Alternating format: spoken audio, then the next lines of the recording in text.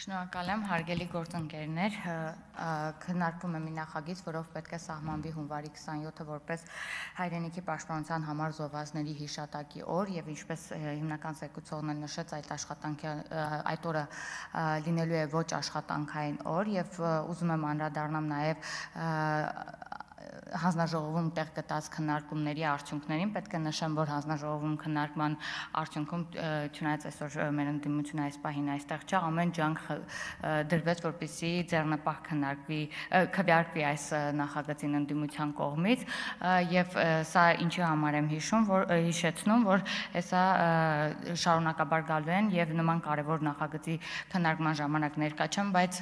նախ հանձնաժողովի նիստում ձեռնպահ են քվեարկել եւ այսուհետ էլ գալու են եւ սկսեն